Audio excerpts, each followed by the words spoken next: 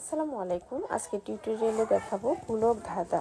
এই সেলাইটা অনেকের কাছে কঠিন মনে হয়, কিন্তু একদম ইজি একটা সেলাই।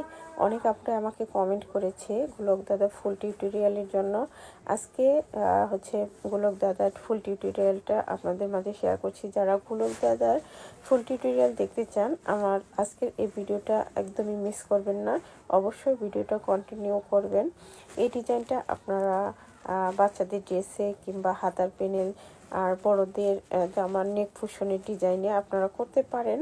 আমি এই ডিজাইনটা করছি একটা শালের দুই প্যানেলে এই ডিজাইনটা হবে, মাঝখানে সিটা ডিজাইন হবে। যারা করতে চান শালে করতে পারেন। তো কথা না বাড়িয়ে চলুন ভিডিওটা দেখতে থাকি।